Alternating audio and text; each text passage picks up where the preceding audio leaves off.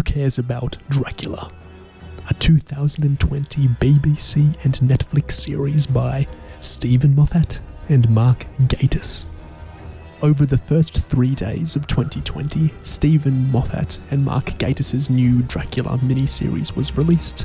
The first thing they'd made together since Series 4 of Sherlock in 2017, and the last thing Moffat had made at all since he finished his 7 years running Doctor Who through the Matt Smith and Peter Capaldi eras. Both Moffat and Gatiss are huge Dracula nerds that have imbibed plenty of previous adaptations over the years, and this was their take on Bram Stoker's 1897 novel.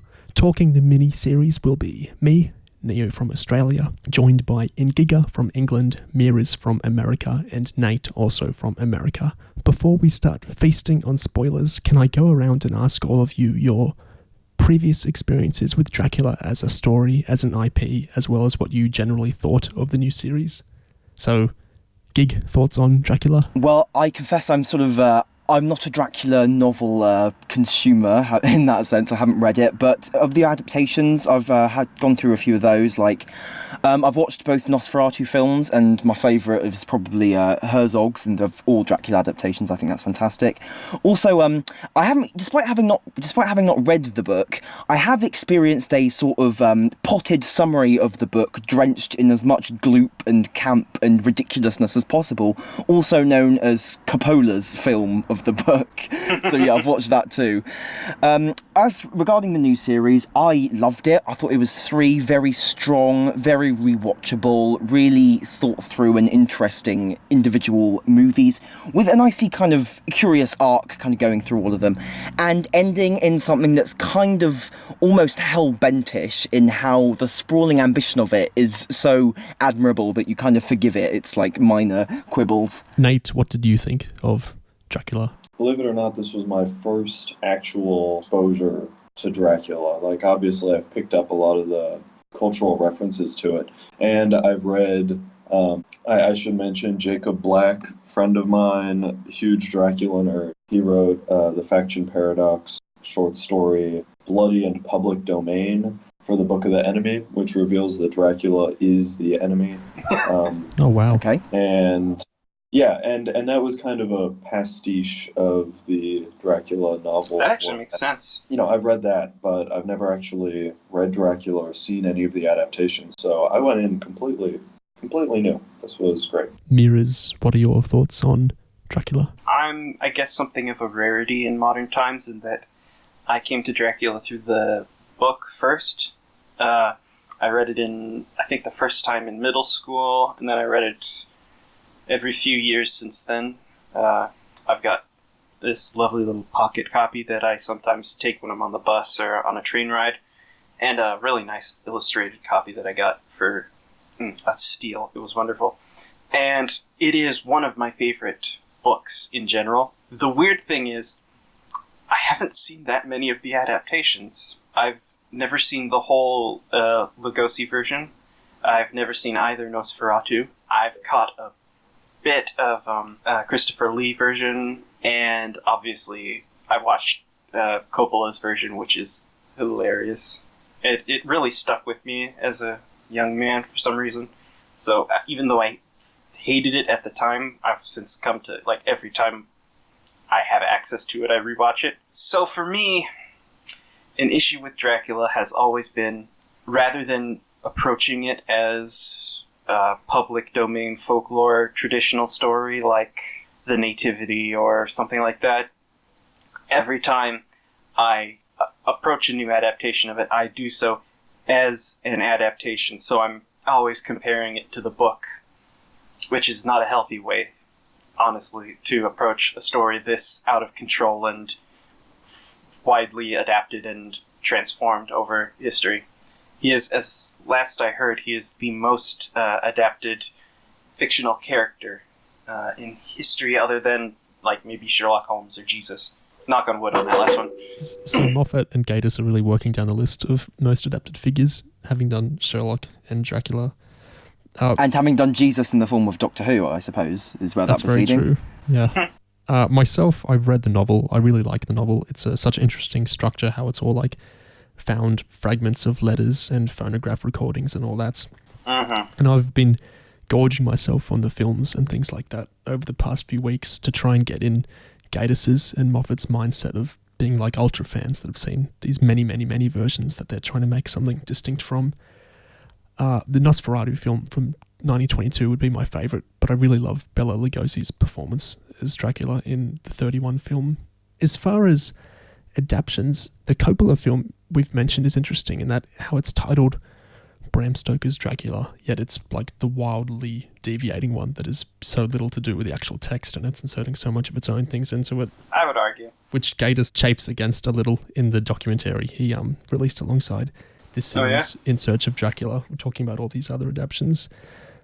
But yeah, I think the novel, it's interesting because it's not so much the foundation of a lot of the adaptions as much as like the folklore that's built, accumulated through all these other adaptions through the years. Like most of the Dracula tropes aren't really in the novel so much. But I really like this series' approach to it, where the first episode was kind of a more literal adaptation of the novel. The second was like a huge expansion of a small little seed the novel didn't build a huge tree out of. And the third episode was like, how can we extrapolate a lot of the ideas of the novel into something new that might give audiences now a similar feeling or experience than people would have had with the novel that was groundbreaking in its time.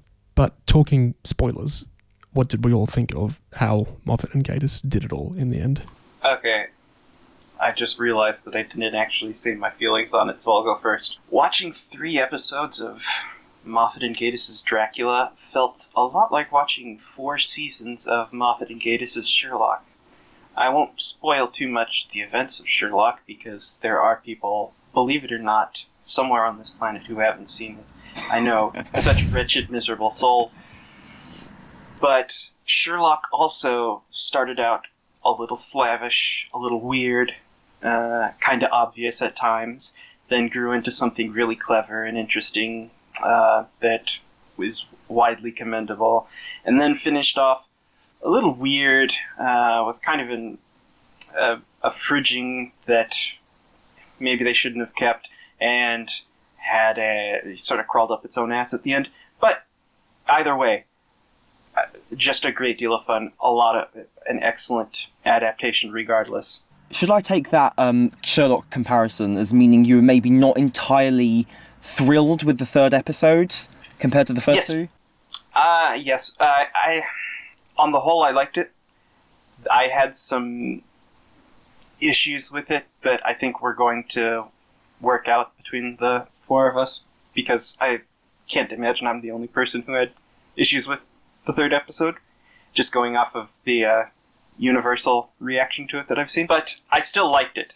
I liked it a lot, but it did some things that I thought were, and not Dracula have iPad, that I'm fine with. I actually enjoyed the 3rd episode the best.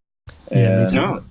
I know, strange opinion, but the Sherlock comparison is really perfect for this, I think, just because of the format and, the 3-episode season, Moffat and Gatiss back together. I think in many ways, from behind the scenes, looking at, there was overlap with some directors and stuff, I believe. So I kind of went into it thinking, okay, supposedly they even had the idea while making Sherlock, looking at Benedict. I believe it. I mean, it's I can see that totally. And so I kind of went into it thinking, okay, this is going to be a Moffat and Gatiss style adaptation. And I think part of what makes Sherlock so good is how it has Sherlock in the present day. And so that was kind of something, the big time jump was spoiled for me, but I was really looking forward to it. Because as much as much as I enjoyed the first 2 episodes set in the past, episode 3 with Dracula in the modern day, it didn't give him as much to do, but I really enjoyed the juxtaposition. Yeah, what I love with the time jump is it's disruptive, like the novel was. Like, I think there's a real danger adapting period stuff that you make it non-threatening because it's so far in the past that it doesn't feel subversive anymore. Like taking Dracula to the modern day, if you're adapting the book, isn't taking him to the modern day. It's just taking him to another period setting. Like what Gatiss and Moffat talked about in some podcasts they did in the series was how an issue with adapting the novel straightly would be that the big shift in it from Transylvania to London is just an exchange of two Gothic sensibilities, two Gothic settings, which isn't what the novel was meant to be. It was meant to feel like it was disrupting you and bringing a medieval creature into like the very modern London of the time, which was a really exciting thing about it. So I think the series emulated that. I think it was very faithful, not so directly, but very faithful to how the book was meant to feel at the time, supposedly.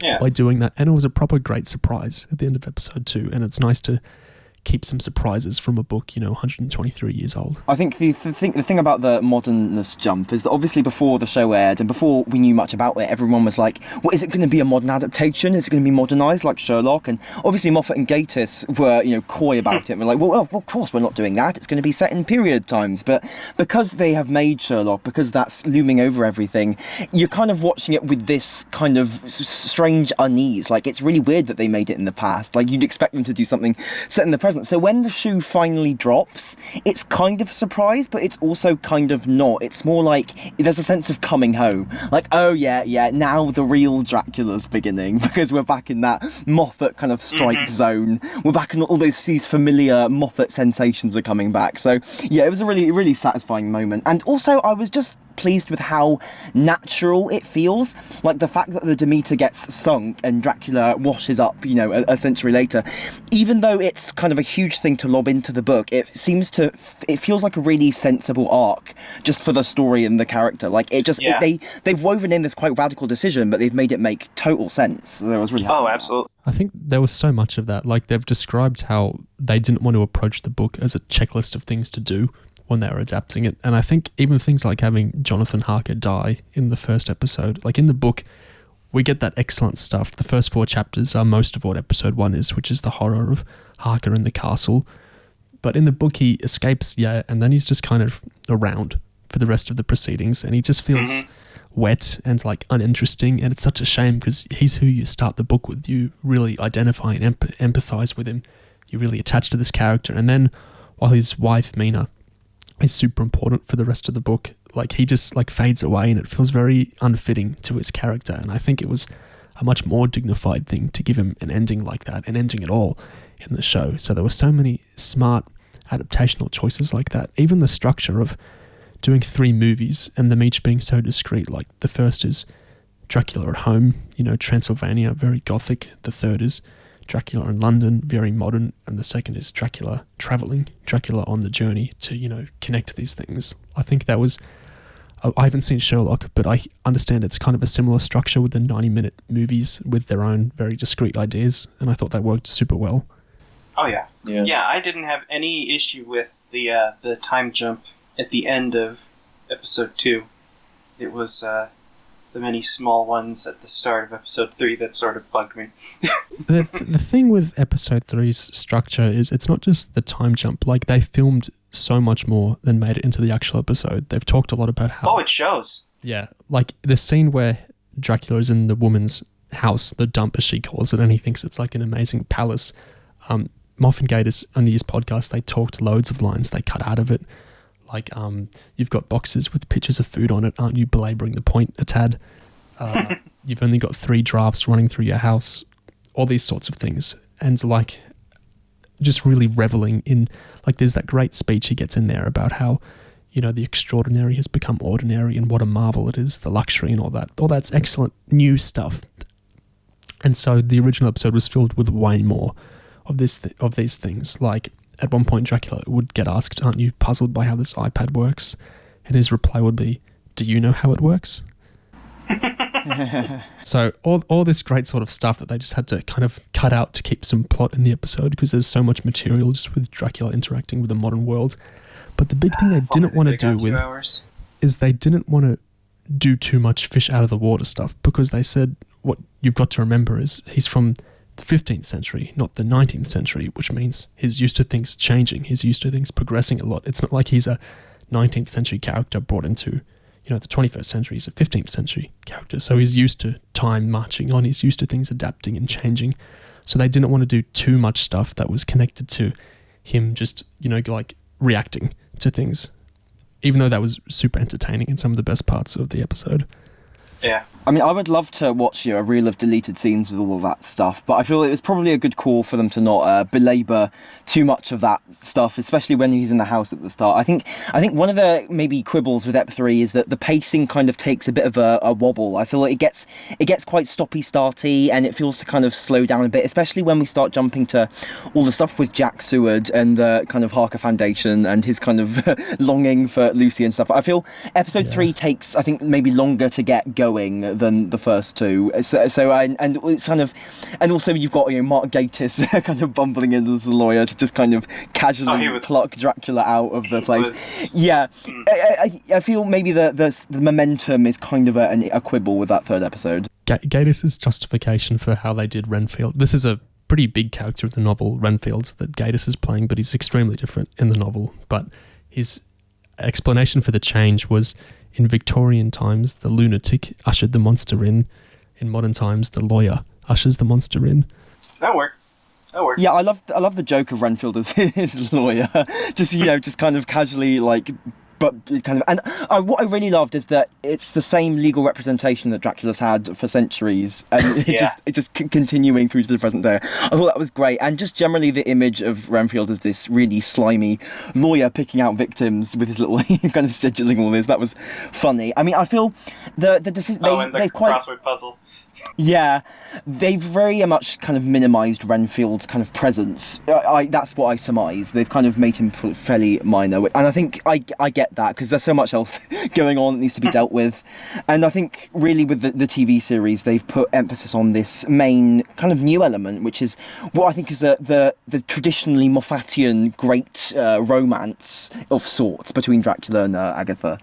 Yeah, that stuff. The Van Helsing stuff sings to me like it's one of those inspired changes, whereas the Jack Seward and Lucy stuff, like I was enjoying it as a fan of the novel. Like it was really fun to see that represented in like a modern setting, and it fit really, really well. Like the Lucy stuff translated so easily to modern times. It was like bizarrely intuitive, but it feels inevitably a little more flatter, maybe because it's more direct what they're doing. And I've seen a lot of the pushback to the episode was the stuff they very directly did in terms of Lucy and Lucy's end and that kind of thing. And like it's interesting because when you're adapting an old novel, like you choose what bits you want to keep similar, you choose what bits you want to change a lot. So it's interesting the dated bits coming across as dated, whereas there's other bits from the novel that don't come across at all. Like the lines about the letters that Jonathan Harker has to write in the first episode, and it's kind of funny how he's like signing his death warrant and he asks for the dates, and Dracula's just making up this shitty lie about the post being terrible. Like those are still really funny, and that's basically cribbed, right from the book, and that feels like a modern day Moffat joke. So it's interesting how this old book feels old and new in these different points. Yeah. Yeah, if you think that that felt a little out of place in terms of how old-fashioned it was, just wait until you watch Sherlock. I'm definitely on team release the Gatiss cut, or whatever you call it. The third episode, as I've said, I liked it. I almost felt like the first two episodes could have been specials at the start of a season, and then they could have stretched out the third episode across multiple quarter episodes, because there was so much story there. Like as someone who's completely unfamiliar with the whole Dracula story, everything with that whole romance, the unrequited love, and then her death and zombification, I was like, where is this coming from? I didn't really see where it was going for a long time. And so, like, that whole scene where it just cuts to the boy, and then they, we see him at the club, and there's this whole unrequited love, and I was just baffled. I was like, this is it felt like a tonal shift, kind of jarring. But I enjoyed it when it set into it, and I could have done with a lot more of it, I guess. I feel like the optics of that ending were a little tired, a little Game of Thrones, maybe you could say. Like the Jack killing Lucy stuff. Like even though Lucy was like consenting and wanting it, very Harker in episode 1-ish. It felt. I kind of wish they gender bent one of the characters, either making Lucy a man or making Jack a woman, because otherwise it just feels a little like this is a trope that we see a lot. Like, oh, the man has to kill the woman who's cursed or crazy or whatever, and like, sure, like it's from the text and it like makes sense in the story or whatever, but it's just like you made so many other smart choices in this adaptation about what to change and what to modernize and what to tweak. It's like that one. It kind of pulled me out a little bit in that it felt a little like, the rest of this feels like such a new, cool way to redo the novel. And this feels like this is like a draft before you've come up with an interesting way to change the storyline.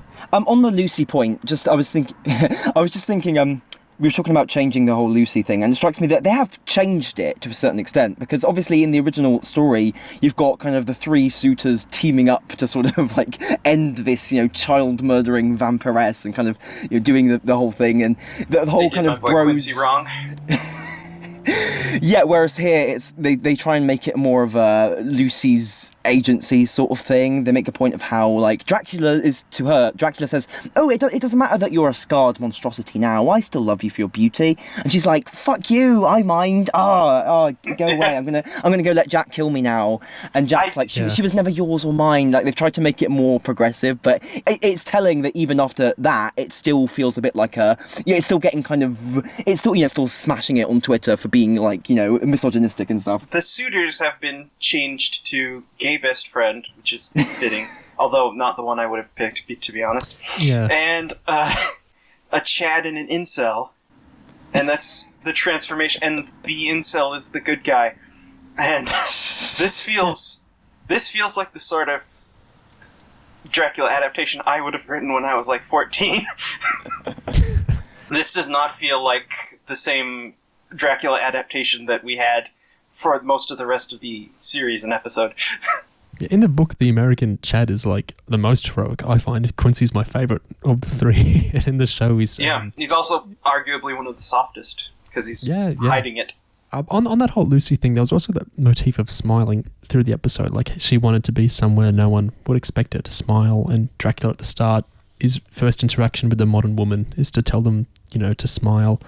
I'm not quite sure if that all worked together, but it was definitely something they were putting there in the script. I did really like how they found a way to make Dracula in his story with Lucy, where he's seductive, but still fundamentally a predator, a bad choice. If you translate this to sort of a romantic metaphor or analogy, you can imagine this relationship and exactly how it would form and how it would work out. And you would see why she would be attracted to him and why she would stay with him and why she would eventually turn on him. It totally worked for me. It was completely believable. It was a very good adaptation in that regard. I see what Dracula sees in her because she's intelligent, nihilistic, and has a wicked sense of humour.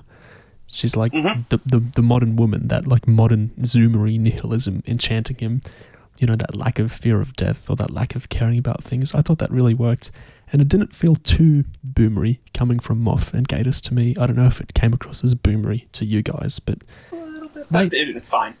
They felt pretty respectful of Lucy to me, like keeping her ending, which is I guess disrespectful from the book, is what it is, but like her lines about slut shaming and stuff, I don't feel like they were condemning that. I thought they were just trying to do like a realistic modern portrayal. Like this is what she's doing. I didn't feel like the show was condemning that, although her ending kind of inevitably does.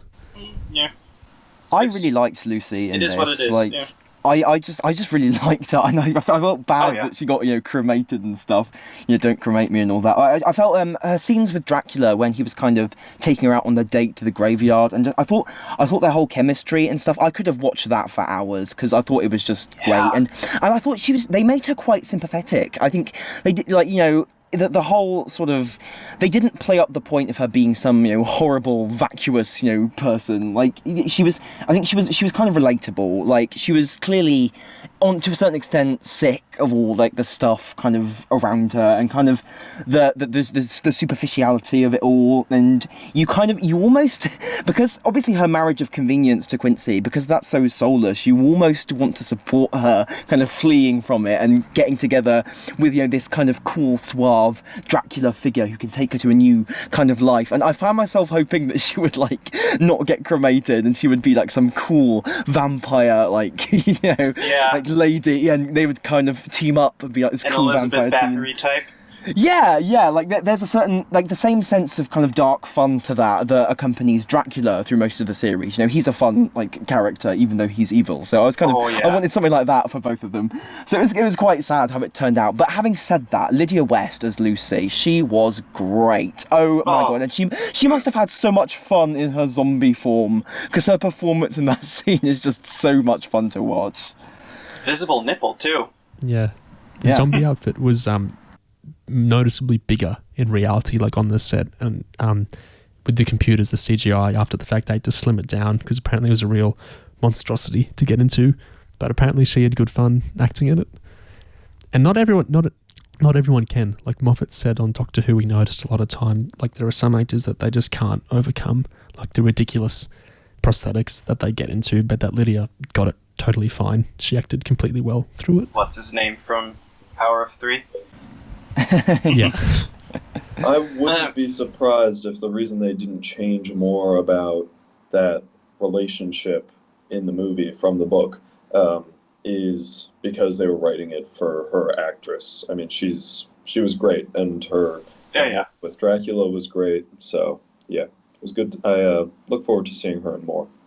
God, yes. I look forward to seeing almost this entire cast and a lot more. Yeah.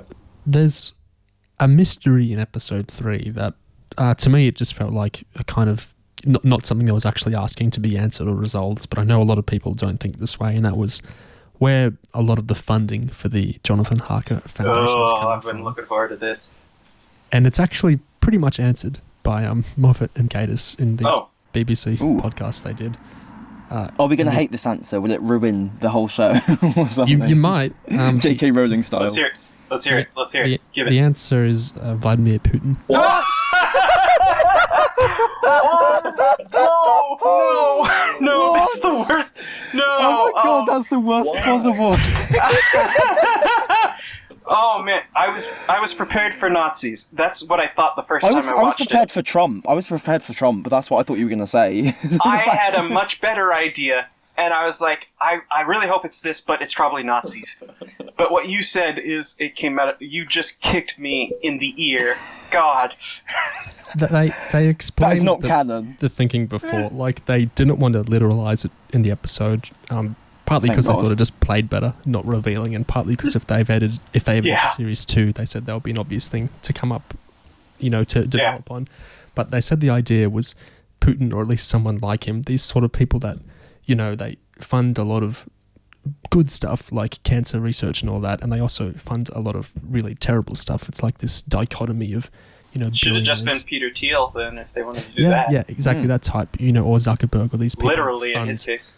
Like politically opposed, resources just for their own gain and for how things might turn out. So the idea was that, because this person interviewing them from the BBC, she thought it was Big Pharma that wanted to get medicine ideas or whatever from Dracula's blood. But the showrunners, they thought Putin, or at least someone very much like Putin. Have it be FICOR.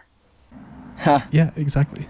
And to me, it seemed very obviously a weapons thing rather than a big pharma thing. Like, it seemed, if you got kind of a dark kind of organisation trying to secure Dracula, this most notorious killing machine of history, that it seems like very much that seems like we want to use him for some kind of evil aims kind of thing. And obviously, I don't want to veer too much into Jekyll territory here, but that seems like it would be quite a Moffatian thing to do as well. So I'm interested to see if they do a series 2, that might be something to follow up on. I don't know. Didn't they kind of point at that explicitly in the episode when they first mentioned where do you get the funding for this? And then Dracula said that he was a general. Like that was the only mention of him being a general in the show. Oh yeah, because he recognises the mercenaries. Mm-hmm. Yeah, interesting. Yeah, it's the foundation. I know it annoyed some people that it wasn't used more, but this is, I'm very used to Moffat's storytelling from Doctor Who and things, where it's a lot of, let's skip the connective tissue, let's just rush to, the next story thing. And it works for you or you don't. I think you have to be on the same kind of wavelength as him, where That's a very diplomatic way to put it. Yeah, he's interested in getting to the big moments of these stories, and he's not as interested in doing the things that might make sense to connect. It works for me, because I get bored sometimes by actually doing the connective tissue that makes sense of these things tying together. I know some people, love that stuff a lot more, but the foundation to me, it wasn't so much like a plot fuel thing. It's just more like a point to the end that Drac he lives like a scuttling rat. He doesn't want to be despised and rejected. So like a cage like that absolutely was nothing he wanted to have anything to do with. And also that the whole idea of a Jonathan Harker foundation is like a repudiation of how Dracula is like never wanting to die and is afraid of death. And, he's not so much legacy as that he is his own legacy. Like the idea of persisting on after death is not something he can deal with. Like he just has to keep surviving. Well, you might recall he was trying to reproduce in episode 1, wasn't he? So that's his whole thing. Yeah, he was incapable of getting it right. Agatha has lines about like there's things more important to her than just prolonging her life. Oh, that might have been Zoe. It was one of them, Zagatha, as Moff and Gatiss call her. But Jonathan Harker died, but he persisted. Because he did good things in the world. Mina Harker, died centuries ago, but she persisted. All these people that come to terms with death and they move past it and they, make themselves greater to it. They're more than equal to it, as Agatha would say. Whereas Drac is a scared little boy and he just needs to, scuttle around like a rat, feast on others, he needs to suckle, steal from others, because he can't deal with, selflessness or legacy or the bravery required, in death. That's why the cross is, so terrifying to him, because that's someone who was brave enough to, die for others, willingly go to his own death.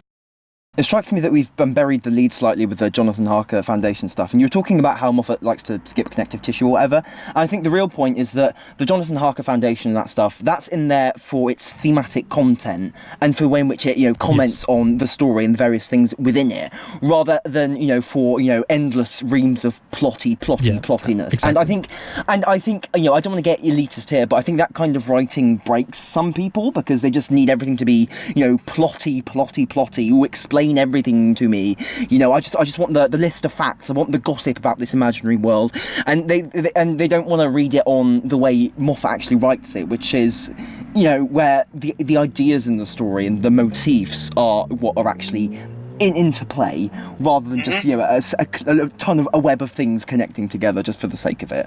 Right? It's not world buildy kind of writing. Like it's not world buildy. It's theme buildy, if you like. I think the issue with this show is that the first 2 episodes play to both of those audiences perfectly well. Well, the first episode at least has got plenty of thematic content as well as a very coherent, kind of logical story. The second episode, I really enjoyed it. It's kind of light on the thinky material, but it's a great yarn. It's a great use of the characters. It's a rollicking great time. And the third one is a lot more, that Moff style. Isn't this a cool idea? Or what about this? Look at these themes, rather than so much of a coherent, logical, well-paced story. And it works for you or it doesn't. But the first 2 episodes, certainly, I can see why most people enjoyed those. One thing I didn't understand was why she drank his blood in Zagatha, to become Zagatha. Why'd she do that? Well, you see, it's a passive form of passive aggressive exposition. Yeah, okay. I more or less got that, because Dracula's kind of been like teasing her and baiting her, like you need to learn to read the blood, and blood is lives and all of that, and she was so stumped regarding how on earth she could possibly face Dracula when he seemed to have so much power and control over everything. So it's kind of like, well, you've got the blood, you might as well try it, either it works or it doesn't. And also she was dying anyway, she's got cancer, like very little to lose. So I can see why she would have just thought like, fuck it, let's try it. On the topic of talking about, episode 3 way more than the other 2, I know some people, including Gig, were confused about the title.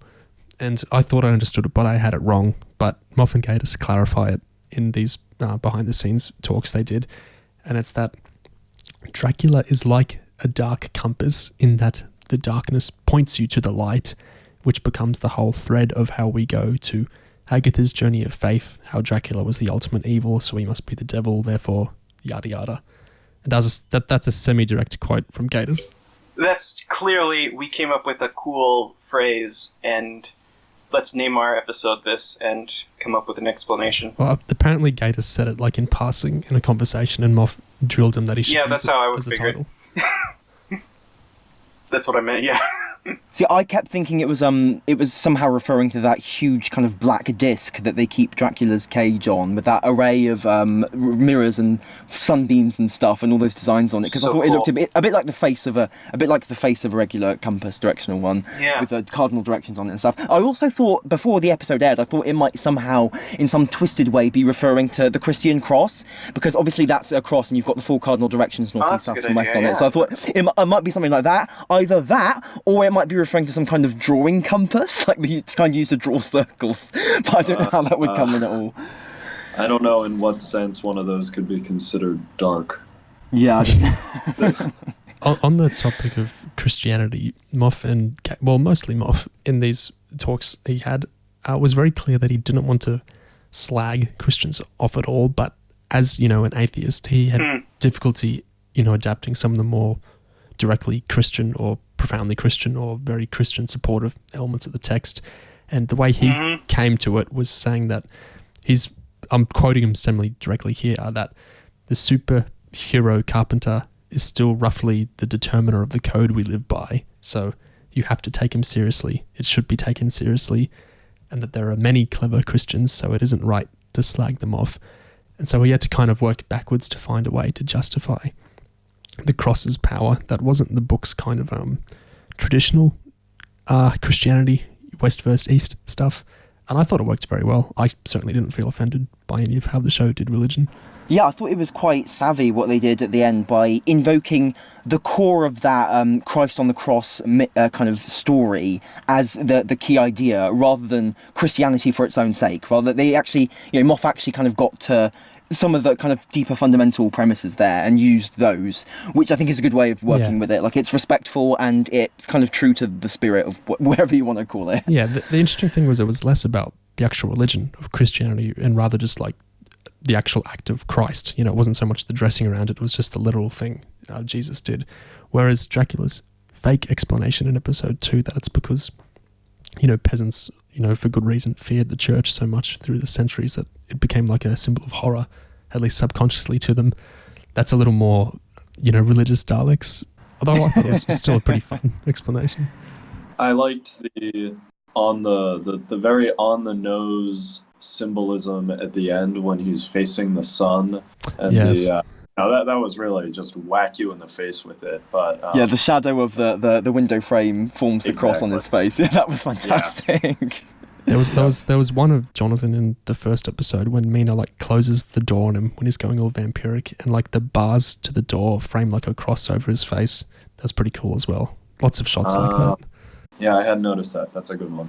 It's interesting how all of that is threaded through the episodes, culminating in that final scene where Zagatha explains the cross thing. Because it seems like the key idea that it's all leading to is that final scene where they give you this reconfigured take on why Dracula has these habits and these behaviours, and it's maybe a somewhat unusual take on it because it's it suggests that all these things you think about Dracula, like he'll burn up in the sun, are in fact just delusions or superstitions, that they aren't even true at all, and they're just things that he has convinced himself into believing. And I think that actually is somewhat of quite a big sell, I think, particularly to suddenly drop on the viewer in the final couple minutes of your entire show.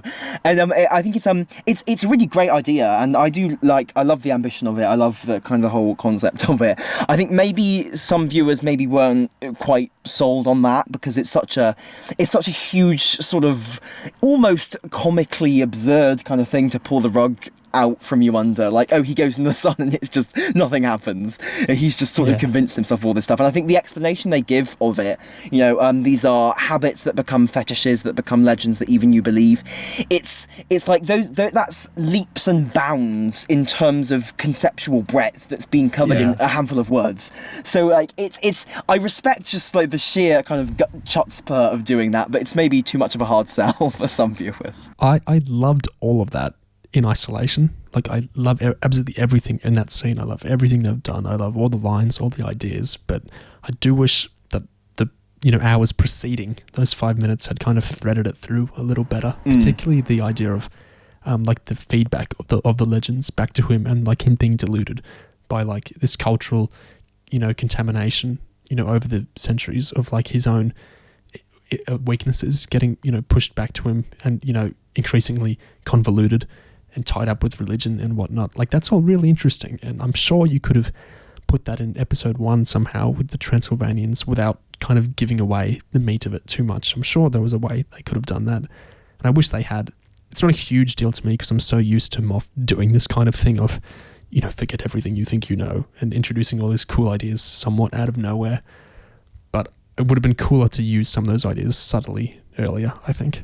What I found myself wanting more of was the thing that Zagatha says as part of her speech, which is that, you're a warlord, your brothers, your fathers, your children, your relatives or whatever all died in battle, and you were ashamed because you never could. I would have they do seed in some aspects of Dracula being this warlike figure, still having some trace of that in his personality. He mentions in episode 3 early on that mercy is disrespect. In episode 2, he says, all living things are meant to die in battle. Like, I like those sort of little bits there, but I think the real key is this sense that he had a family once. He had people who he maybe aspired to, and he's kind of this. There's sort of a sense of grandeur that he was denied, and I like that, and I think there might have been ways to maybe suggest that in other ways throughout the first 2 episodes. I think flashbacks probably would have demystified him too much. Like, not flashbacks. If you've ever seen Dracula Untold, well, you probably haven't, and probably shouldn't. But anyway, you could have. Coppola does it as well at the start. Yeah, Coppola starts with a flashback. He could have had conversations with Johnny or someone on the boat, even, especially when they were all going to die anyway. I'm sure there could have been ways for it to come up. I think with Johnny it could have been really cool, in fact. And there was, I think in episode 1, you could have slimmed down the nunnery time a bit, which I felt kind of ran in circles for maybe like 5 or 10 minutes longer than it should have, and inserting conversations characterizing Dracula a lot more, particularly when he was old and doing like this weird Klinsky Defoe-esque kind of impersonation with the bizarre accent and affectations. It could have been fun to put this stuff there through dialogue. I'm a level with you. While I loved all the stuff between Dracula and Johnny in episode 1, I thought the old man act was. It pulled me out a bit. Like, his voice was just so strange. Like, he didn't sound like an old man at all, really, and he was doing this very bizarre accent. I did like the look of him, and as you say, when he was at the dinner table, just the sullen expression he was pulling behind those old man prosthetics, it was very Klaus Kinski vibes. But yeah, I was feeling it more once he started de-aging. It's funny because I don't feel any Max Schreck, the original Nosferatu actor, in the Old Man Drac, but the 2 actors that have emulated that, Klaus Kinski in the remake of Nosferatu, and William Dafoe in this bizarre film Shadow of the Vampire, which has the idea of what if during the filming of the 1922 Nosferatu, the actor for Nosferatu actually was a Nosferatu, killing off all the other like cast and crew members. Very strange movie. But the way Dafoe plays Max Schreck, or Klinsky plays off Max Schreck, this kind of a bit larger than life, and I guess it's just putting the film into sound. When you actually have to hear Nosferatu talk, it's going to be weird. I felt like I was definitely feeling that in Claes Bang's work as Old Man Dracula, and Claes Bang did say he watched a ton of old Dracula movies because he really wanted to see what he could steal. Which shows? What good ideas could I use? He just thought it would be great inspiration, and it's interesting when actors choose to gorge themselves on past material to see what they can use or what they shouldn't do or what they could do that's new. And the new thing, I think, was the humour of this new Dracula. Like, his utter, like, I think Moffat described it as he's like a torturer that has tortured people so many times he can't help but make macabre jokes as he does it. Yeah. I really liked that. It was an interesting new take. Same, of the I loved character. it. It was he was actually funny, a lot of the lines, and his it was chilling and funny at the same time, because it's chilling that it's so familiar to him. It's chilling that it means nothing to him anymore, that he can joke about it. And the actual lines are just, cracking good Moffat humour. So that characterisation was a win-win for me. Yeah, I get the sense that Moffat has wanted for a very long time to just write a character who slaughters people with impunity, graphically and violently. Like that bit in episode 1 where he says, she was clearing her throat, I think it's fine now. Like, that's just a pure Moffat moment. And it's the kind of stuff he hasn't actually quite been able to do in any of his past shows, which I think which is why it's so much fun for him to do this now. And the humour feels incredibly coherent to the character. He's always running these sort of semi... sociopathic heroes, and it's often kind of over the top and, let's be honest, cringy, like the 11th Doctor and A Good Man Goes to War. Much as I love that episode, it has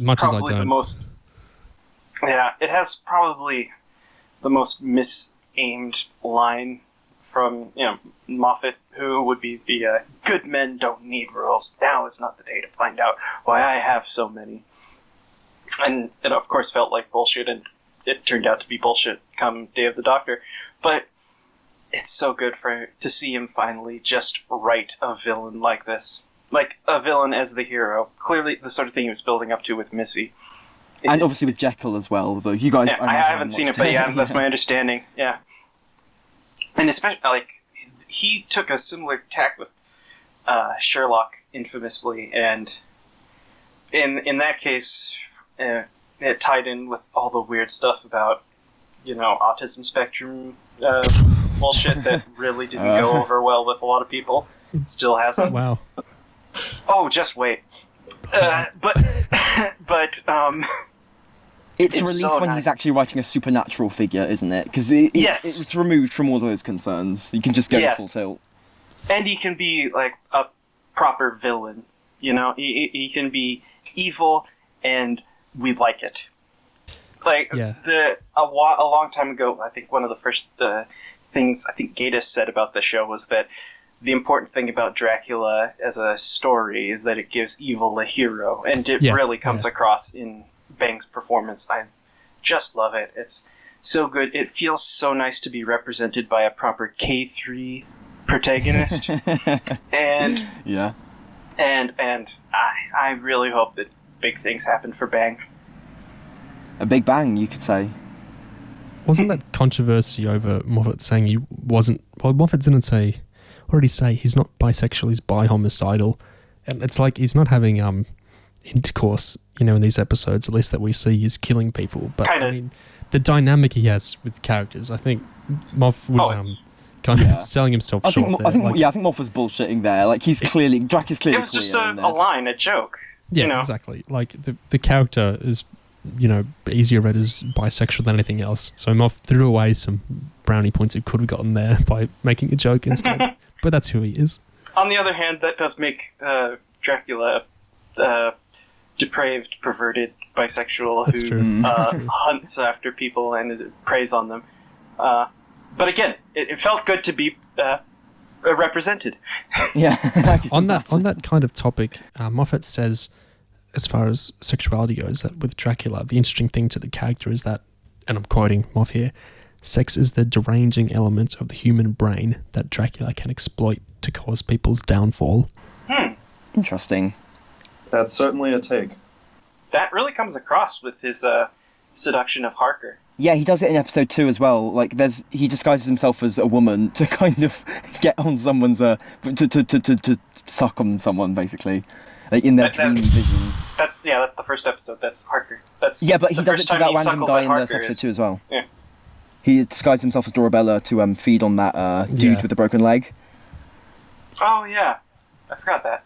So he's in the habit. You could almost, I dare say it's almost a bit, I don't want to say eggy, but let's not get into his territory. That is Moffat writing it. No. This is very good territory to be exploring, honestly. I really like the treatment of sexuality in the series. Even though, you can read it in so many problematic ways, it also feels very honest and straightforward. Like, it's being... it's being expressed honestly, is what I'm trying to say. It felt matter of fact to me in like a pleasant way, like how the show Especially at the start starts. Yeah. Yeah. With Agatha asking, did you have sexual intercourse with Count Dracula? And it's not like this. It's not like this. Oh, we're making Dracula gay now, kind of thing. It's just, Agatha's very matter of fact about it, and like this isn't the only way. You have to tell these kinds of stories. But the fact it goes into the main titles after she says that maybe puts a lot of emphasis on that. That's line. true. Like, well, this isn't your father's Dracula. Ooh. Yeah, I liked that. It's great. a much better. I think it's a much better treatment of the same sort of thing they did. I keep going back to this other stupid show, Sherlock, where they did a very similar gag with Sherlock and Watson in like the first episode, but I felt it was so much better executed here. I feel like the novel is so resplendent in sexuality and being pushed at with characters. Like the whole blood stuff with Lucy. 3 different men transfer their blood into her, and it's spoken of in very like sexual terms. There's a lot of, dom sub stuff in the novel, and and even the gender stuff. Like the novel, Gatiss describes it as it's both a proto-feminist and monstrously misogynist text at the same time. It's like in the character of Mina Harker alone, who has a lot more stuff to do in the novel. She's like kind of like a feminist hero for like most of the book, and then she gets like set aside. The men just kind of abruptly go, "Oh, we'll deal with this. You should stay back. Don't worry yourself while we go off and be the heroes." Like that, and also the weird thing going on with Lucy in the book, especially comparing Lucy and Mina. I think back when the series first, when I was watching the first episode, I was thinking, I just kept thinking about the fact that Mina is kind of the first final girl, Yeah. And What do you mean by that? If you're not familiar, the final girl is a concept from horror films that became very popular around the 70s and 80s. It's the more chaste or more ladylike female protagonist of the group of characters who are all likely to die. She's the one who's most likely to make it to the end. She's Ellen Ripley, and okay. around that time it became like such a codified thing that you could predict it basically from the first scene. And Mina completely adheres to that stereotype in that she has the more sexually open character of Lucy to act as her foil. Yeah. So if you have a character like Lucy and a character like Mina in a modern horror movie, it's obvious that Mina's the one who's going to live to the end. Got it. Yeah, okay. I like, as far as Mina's relationships with other women, that they kept the novel's thing of having Van Helsing be like a little too attracted to Mina, like kind of making her feel uncomfortable with it, which is such a thing in the novel. Van Helsing makes these weird, huge speeches of like praise to Mina that come across super weirdly. And the show is like Sister Van Helsing make these kind of quips about how hot she finds Mina. So I liked that little thread being carried through. Yeah. It's interesting that you mentioned that Mina gets a lot more to do in the book, and obviously she's the one assembling all these newspaper clippings and stuff, I believe, and doing all the research and all that stuff, which is Van Helsing is praising her for effusively. And it strikes me that a lot of adaptations lose that, is what I gather, and kind of simplifying her role down a lot. Like even Coppola's supposedly book accurate version doesn't really have much of that at all. It strikes me that this he does give her something else to do at the end, though. That's pretty cool. Yeah, it's it is pretty cool. But anyway, it strikes me that Moffat's version of that, Moffatis's version of that here, it sort of takes place off screen, but after she kind of escapes at the end of episode 1, she's the one going forward and building up this whole institute. So she gets her kind of vindication in that sense. She gets to be like the important figure, but it's just kind of displaced slightly. And so I feel like that's kind of cool. It sort of mitigates the whole Lucy versus Mina juxtaposition there by basically splitting them across 123 years. It's really cool how they sort of push the resolution off screen. It's okay when Moffat does it. It's okay. I mean, it is. Let's be clear. Yeah, it is. This BBC podcast person kind of, not harshly, but kind of pushed Moffat and Gatiss asking, why did you kind of sideline Mina? Like most adaptations do it, but what was the rationale, especially when the actor was, quite good for Mina, who's going to be playing Galadriel in the Lord of the Rings TV show, which is probably going to be like the lead or second lead role. Cool. So get used to this actor.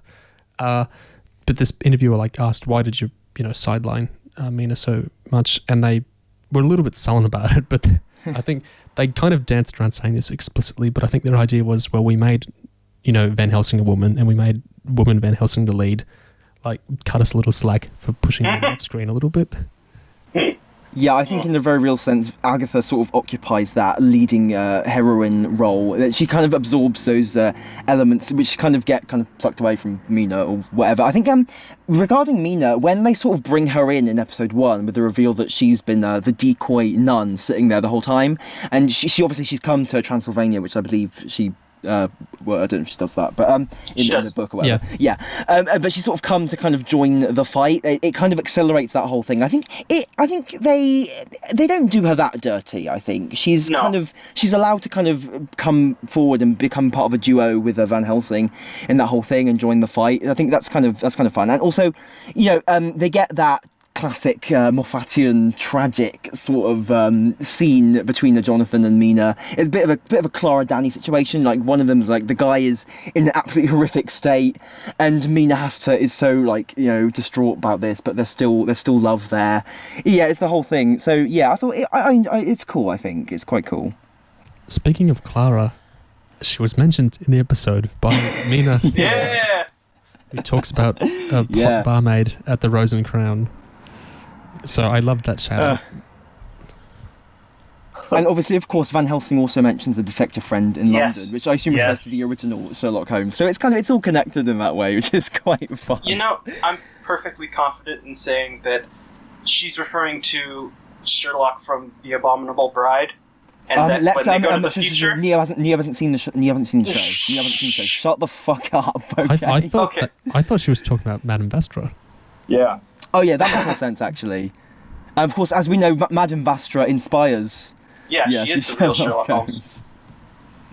Oh. That wasn't the only Clara reference in the episode, if you recall, because Dracula quotes Clara at one point when he's talking to Johnny. He's like, "Fair enough, absolutely fair enough." It's so it's so ridiculous, but I love being kind of someone who's watched all these different Moffat stuff and being able to tell when he just reuses a line or something, because this happens more than once across his various shows. Like if you watch Dying gives you size, Jonathan. Yeah. Where did that come from? What other Moffat thing is that from? I forgot. That's from the Silence of the Library. Without death, there would only be comedies. Dying gives us size. That's right. Yeah. And I actually really liked how they treated it in this context. It really expands on it and makes it so much better as a line. Yeah, something that's really nice is that I feel like Moffat stuff, it's kind of getting refined. This feels like a more refined version of Moffat than maybe we've had in some other things. Like it feels like slowly but surely he's actually refining his bag of tricks and his techniques, and we're seeing more interesting and more developed versions of them over time. This is why I think his HBO adaptation of the Time Traveler's Wife novel that's coming some years down the line, and obviously River Song, and Madame de Pompadour and all these characters are pulling to some degree from that novel. It's why I think it has a lot of chance to be one of his best works, is because what else could offer him more chance for refinement than basically doing a story he's already done multiple times, directly. So I'm quite excited for that. It'll be repetitive, but with a writer like Moff, I think that's a good thing, because like Gig says, he gets better as he goes along, mostly. Yeah, he's turned repetition into an art form, basically. The repetition becomes part of the fun. Yeah. I think this is also, like Gig was talking about, separating the wheat from the chaff as far as TV viewers go, and I think if you read, Are you saying that it's good that we have fewer viewers because the viewers we have left are more positive and less negative influences? Fewer viewers? I think I'd like to correct you. Dracula got more viewers overall than a certain other TV show. So fewer is not the word I'd use. It's just such a weird phrase to go with, separating the wheat from the chaff for viewers. If you go and read Dickens or Dostoevsky, or you go and read Tolstoy, Shakespeare. A thing with writers is they have pet themes and they have pet ideas that they refine through their life. And this is part of being a writer. And, the stories are repetitive because there's only so many stories, a human can go through, a human can imbibe.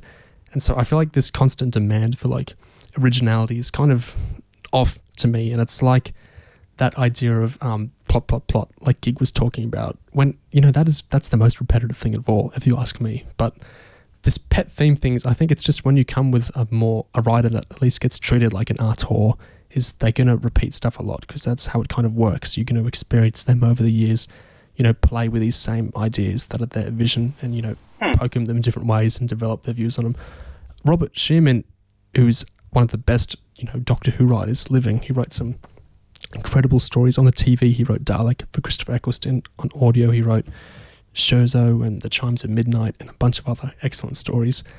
He says one of the reasons he stopped writing Doctor Who was because fans were criticising him for using the same themes.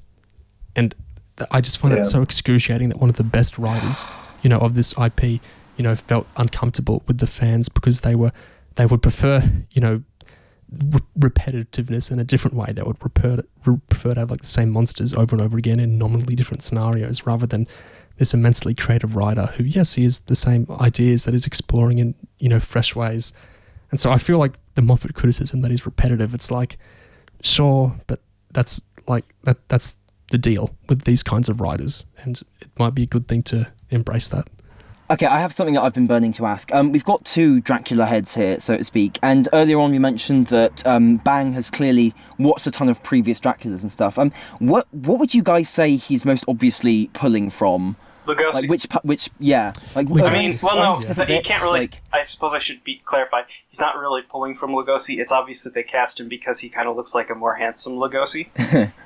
And there's also, he does a lot of the same facial expressions that Christopher Lee does in the Hammer Dracula stuff. It's the part where he's de-aging is so clearly drawn from that kind of. It's beautiful. I love it. Yeah, it's a pretty original interpretation, but I think it's very clearly not trying to go in the space of Christopher Lee's performance so much. Lugosi, he quotes Lugosi a couple of times in the first episode. I never drink wine and this kind of thing. I would say it's riffing off him the most, but it's bringing him much closer. Like he's so much more intimate, this Dracula, and he's so much more funny and like personable, which is, very much not any of the Nosferatus. And I think it's more in the vein of, Lugosi, or even some of like the Frank Langella version maybe. That's pitched a lot more romantic than this. I always forget that Langella, even though he plays I really have to see that version. Moffat and Gatiss say he's closest to Louis Jordan, who did a 70s BBC version that's very slavish towards the book and was made on basically no money. They credit it big time. They say it was made with, as much money as like a classic Who serial, but they cast this aging French actor as Dracula, who was clearly very, very, very handsome 10 years ago. And he's clearly not English. He's clearly from somewhere else, both in his accent and his appearance. And they said, in terms of casting, they wanted something like Louis Jordan for now, someone who was clearly not English and that the English audience wouldn't have a pre-existing relationship with. Someone who's clearly very handsome, but, not exactly in his prime, just a little bit past it. And so that's the kind of take they went with for Claes. Right on the head. Perfect. Honestly, it's so good. I heard there was some kind of literal connection with the Lee and Lugosi performance with the costumes. Did anyone else hear that? I was talking with... Literal connection, what do you mean? Like, that they use or reuse or remix the literal costumes for Dracula. Yeah. That would actually be... I don't think that's likely because the physical costume props are, I'm sure... Well, Lugosi's buried in his. Oh, yeah, that's right. But I mean, in terms of appearance, definitely. Yeah. He's got the cape. A very similar thing to what Nate's describing, though, is that the castle, Dracula's castle in episode 1, is the castle from Nosferatu, 1922. It's the exact same castle. Oh, wow. Yeah. So for the exteriors, I believe. Yeah, for the And exterior shots, it's the exact same castle. something else related is that I believe they used some of the sets that were used from a previous the studio or something like that. There was something about them filming it in the same studio as some of the old classic films. I seem to remember there was a whole thing, like Gatiss was so like fanning himself over it because they got to reuse, I think, was it the Hammer films that they got to use? It's very interesting how it feels very new in my opinion, but it's interesting to see how it's kind of linked in all those little ways. I think the reason it feels so new is because they're mindful of all these past versions. They're saying, what can we make work better now? What can we not do? It's already been done. Like there are other shows that seem to have a much hazier relationship to their past, and so they end up repeating a lot of things. Are we going to talk around this over and over again in the same way every time? Well, That's fine. It's just you can tell two huge Drac nerds made this, and that an actor that watched the past Dracs made this, and I think it shows that it's a really good thing to go look at all the past versions of a thing to make a new thing that's better, than them in some ways. Yeah. It strikes me on the topic of past linkages. Something I really liked about the ending is that it's kind of a poignant new twist on the version of the ending that we've had before, which is it's essentially the Nosferatu ending, which is where the heroine kind of lures Dracula into the sunlight, and the sunlight sort of, in a way, destroys him, and that's what kills him. Obviously, it's completely different here, but the fundamentals of it are kind of the same. Like, he dies collapsed over her body. Well, dies, he appears to die. And that's because he's faced... Yeah, and that's because he's faced up to the sunlight, but we get this fantastic new version of it where, rather than the sunlight physically destroying him, it's that he confronts the sunlight and looks into it and is so, like, shaken to his core by that experience that he chooses to die instead. Like, I think that's fantastic. Like, it's such an interesting homage to, like, what I think are my personal favourite versions of the ending, but with such, like, a fresh spin. And that's really, like, powerful example of remixing. It's really just a great example. It spoke to me so personally because the whole idea of, looking at the sun is it's him coming out of the shadows and not being happy living in squalor anymore, not being happy scuttling around with a rat. It's looking at true beauty, something truly beautiful, and saying, this exists, I can't hide from it, there really is something better. And watching Dracula after the Spyfall episodes of Doctor Who really put me in that exact same mindset. Can we talk about the music in that scene, that climactic scene where he kind of reaches his hand into the sunbeam and kind of faces the sun? It's the final track from the soundtrack. It's called The Fear, and I just think I watched that scene over and over again because the music is just so good. Oh my god! Amazing! It was gorgeous. What were you guys' thoughts on the music in general? The music, I loved it. For everything besides the last 5 minutes, it's got like the one motif for Dracula, and it uses it in a bunch of different ways. And apart from that, it's a lot of atmospheric or actiony music. It's not like it's got a motif for Agatha as well, which I think is a da da da da da da da, that sort of one. Da da da da da da da. And Mina has one as well, yeah. But it's certainly not like a Murray Gold Lord of the Rings thing where every character's getting a super identical motif that's going to be blared at you all the time. It's a much subtler thing. And it worked for the show. I liked Drac's motif. I thought that was quite nice, and it worked well being rearranged a lot of different ways because it was quite simple and you could speed it up, you could slow it down. That worked quite well.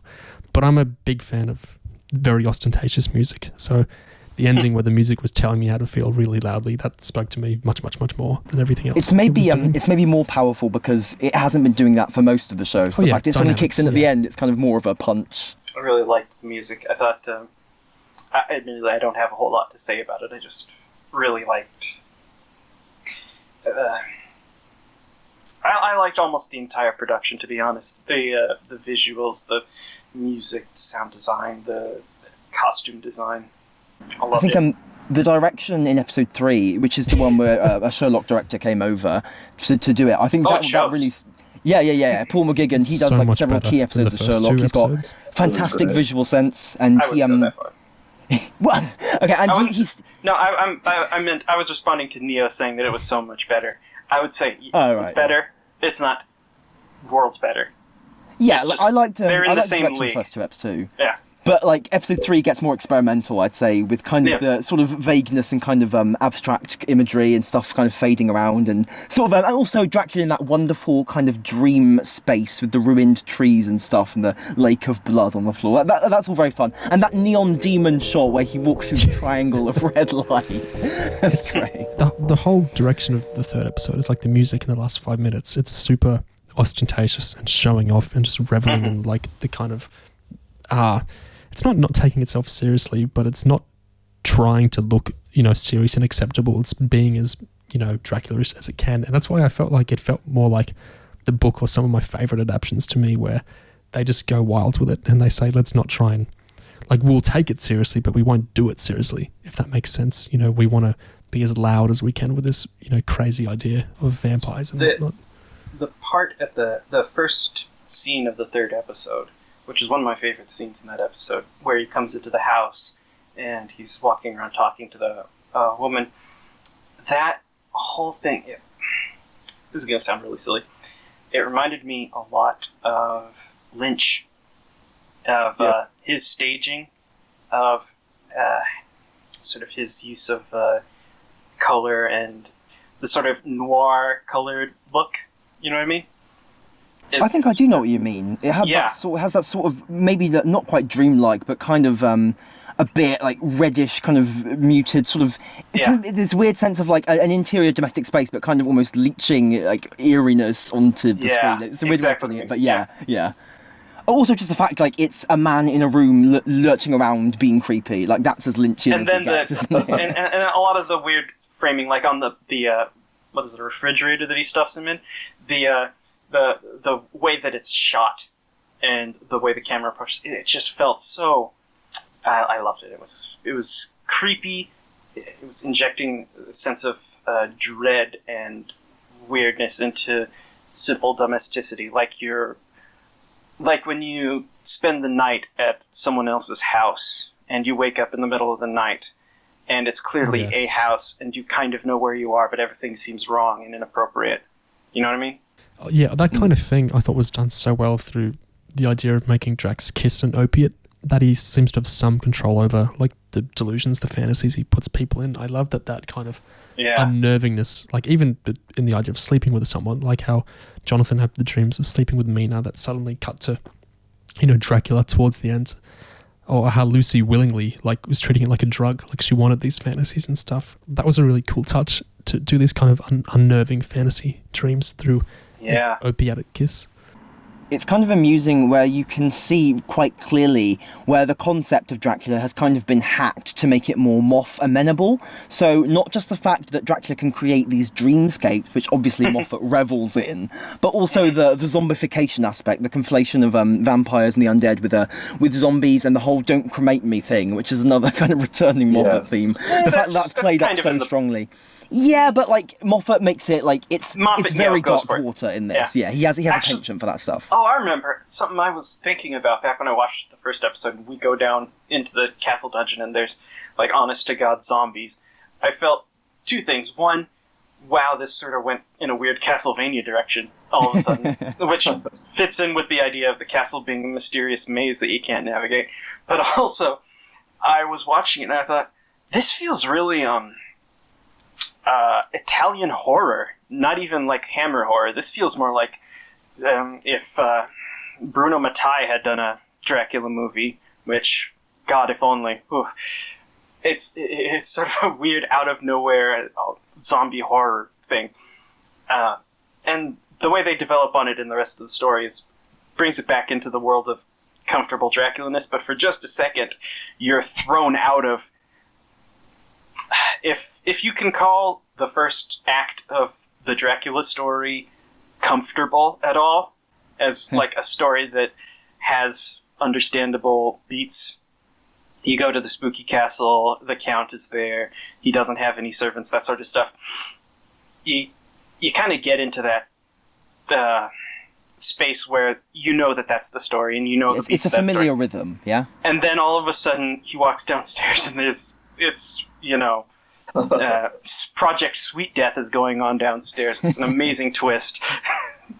I thought Dracula's whole mad scientist sort of vibe with experimenting on these people in these boxes, that was so fascinating, like totally unfamiliar to me. Wanting to drink the master because he's a, great scientist too.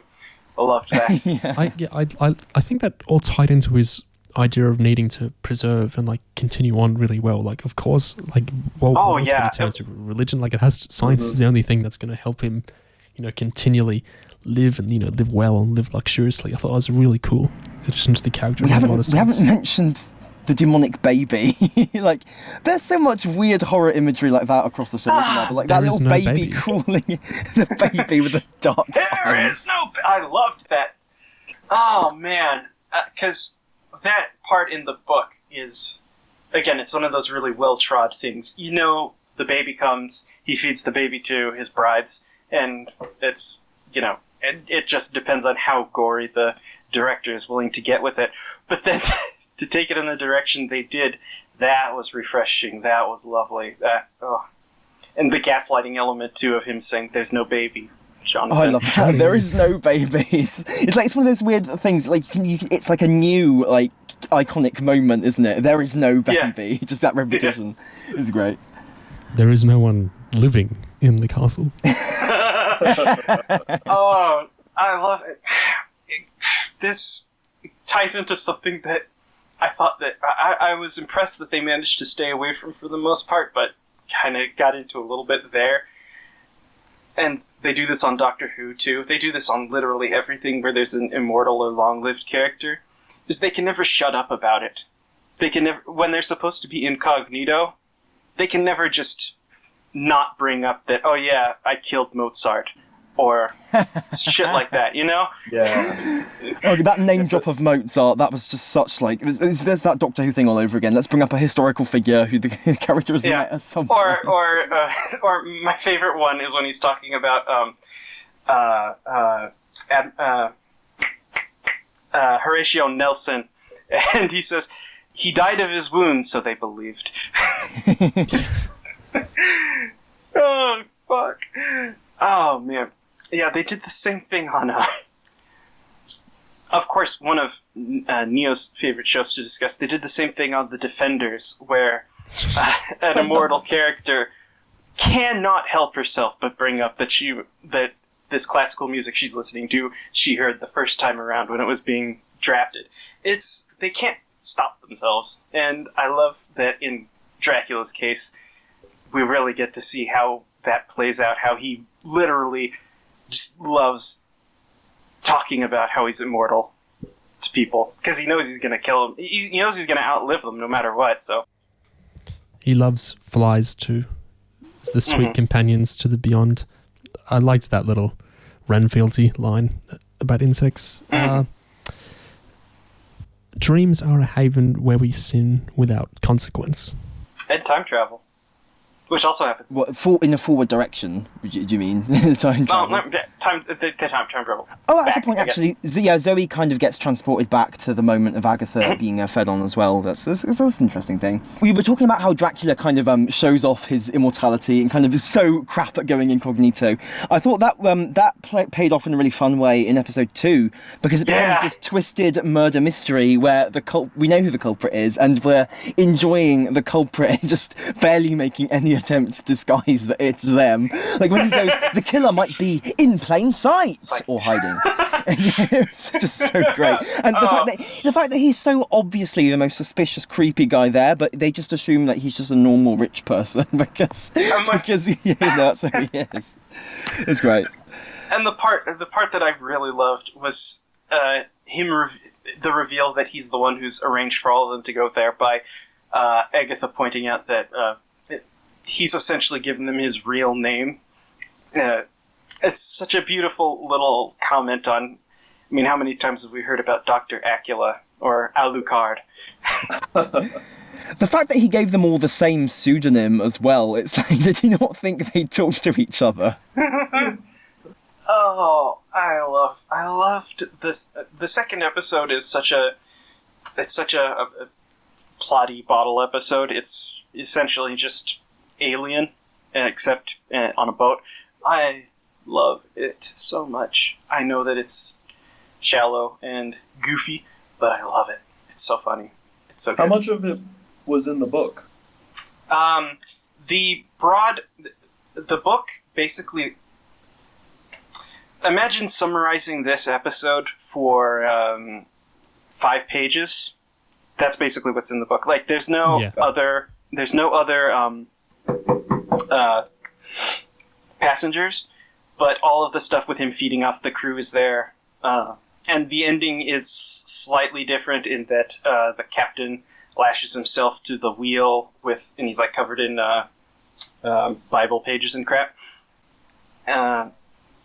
And it's actually that chapter, in a weird way, kind of gets adapted a lot into other things because it's a really good way to sort of throw a rock through a window, metaphorically speaking. Yeah. Like the ending of The Lost World or the first episode of The Strain are basically that chapter of Dracula retold with other vampires or dinosaurs. Huh. Interesting. I think when episode 2 really takes off is when Agatha comes into it and sort of becomes the other detective, and they're sort of playing off each other. I love the scene where she's kind of she's lying to them and saying she's a vampire and using that to get at Dracula and to kind of insult him, but also strangely to kind of seduce him because he's so charmed and impressed and vaguely insulted, but he's loving it when he's watching her do this bluff. And it's just such a fun. I think that's maybe almost the key scene between them in the whole show because it's just such an interplay. Like they just make truly fantastic foils to each other.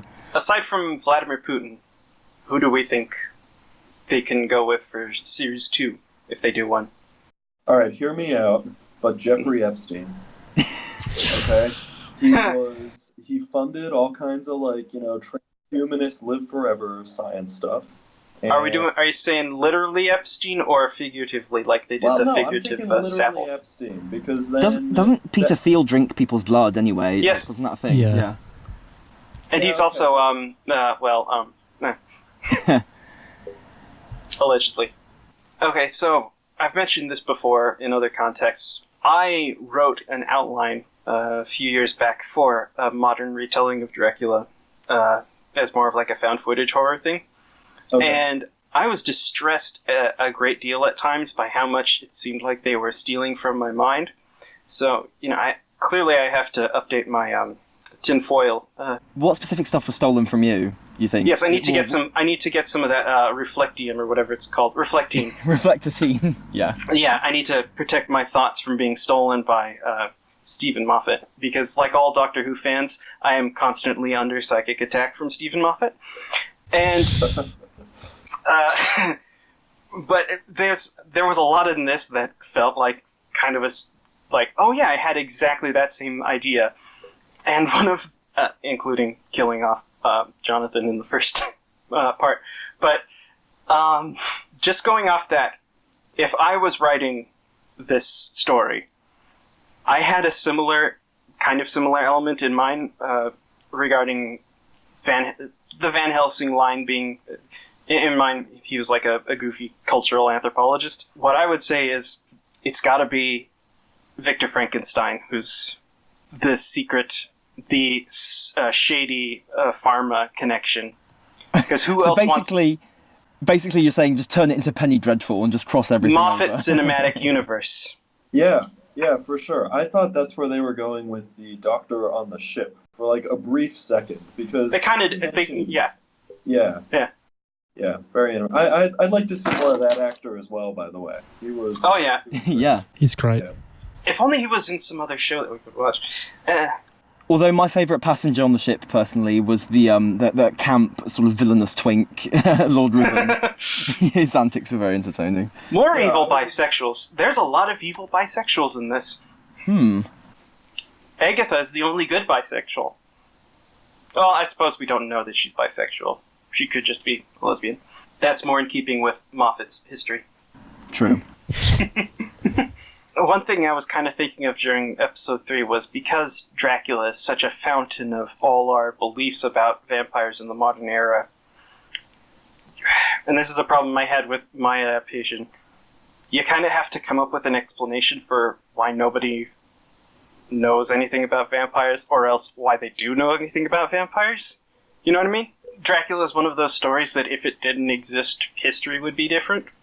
So Yeah, you notice that Dracula uses a vampire emoji in episode 3. He's supposed to lose it. and the woman at the house, she knows to expect that vampires can't see their reflections and things like that. So my thought was, well, then it must be that Byron story, the vampire. But that's a good point. I guess it's just that kind of alternate history, but the same. Much like Doctor Who. Yeah. Even if I thought that episode 3 had some weird pacing issues, I feel like that could have been a whole series just to itself. Mm-hmm.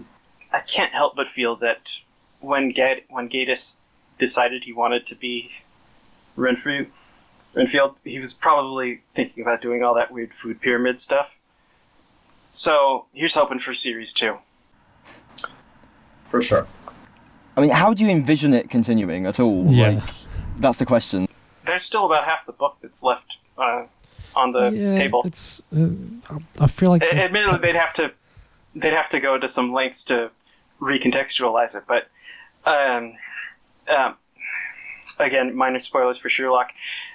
Going back and redoing an element because they felt like they didn't do enough with it the first time is something that Moffat and Gatiss are very comfortable doing with these adaptations. I think the real question is, how do you get it to work after that ending? Like, where do you actually take the characters at that point? Because you can hand wave and suggest that one or both of them survived that, that whole little final encounter. But I think the question with Dracula especially is, what is he doing now?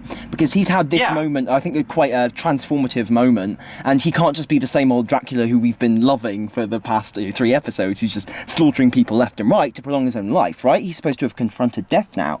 So how does the show work in a continued version of it? I think that's the important question that you have to answer before we can do any more episodes, to be honest. Yeah. That is admitted.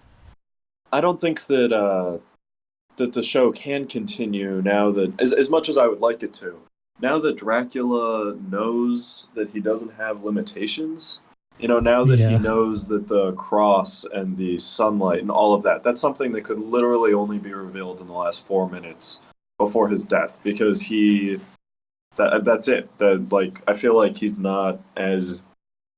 still an interesting character, but a lot of the tension is going to be lost. I mean, you say that, but there's still, let's see, steak, beheading, garlic. There's burial at the crossroads. They already did submersion in water, so that's not going to happen. Burn down his castle. We don't need to go down like a checklist and kind of try and explain we don't the need last to. bit of the I mean, there's legend. that hilarious video of all the ways that they killed, all the ways that they killed Christopher Lee in those movies. Have you seen that video? Yeah, it's absurd. Beautiful. I don't want a series 2 because I'm happy enough. I'm happy enough with the finality of this, and also this was a new thing out of nowhere, and I would just rather Moff and maybe Gatiss as well just keep doing new things out of nowhere for limited runs. I would be more excited by them, adapting Tarzan or Dorian Gray or Frankenstein or something not Gothic or Victorian at all next, rather than just more of this. Because I feel like with Doctor Who they did the whole doing the same thing as many different ways as you can do it, year after year, and I guess Sherlock as well. So I would rather more, I mean, it's silly to say original content because I'm talking about adapting more, British folklore heroes, but that would be nice. They should get one of those Star Wars series from Disney Plus. That'd be great. Yeah, great. I do think that Moffat is someone who, as much as I've loved his original characters, when I look over his work, I feel like I prefer his adaptations. I don't know. Is that mainly Sherlock or is there anything else that kind of Doctor Who that? I enjoy Jekyll. Oh yeah, cool. And I think that Doctor Who, in many ways, I mean, I know that it's a franchise, doing a series, but it is a sort of an adaptation, right? Yeah, absolutely. Yeah, kind of. In the same sense as they adapted Sherlock for this. So I wouldn't be as excited if I heard that Moffat and Gatiss were handed a Star Wars show than than Tarzan.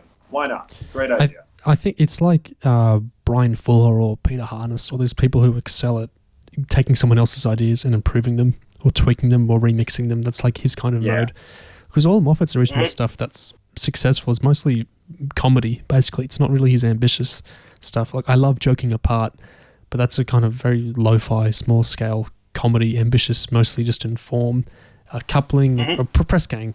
But these aren't big, unwieldily ambitious works like his adaptations are, which seem to be his mode that he's really inspired in, if nothing else. So yeah, I agree with you. Yeah. I think they're all pretty busy as well. Moffat's got his Inside Man thriller series that goes into production late this year, I think, and then he's got The Time Traveler's Wife for HBO. He mentioned doing a show with Matt Lucas a couple of years ago that doesn't seem to have eventuated. He's written a play as well. Oh, actually, Matt Lucas is in Dracula. He plays the demon baby.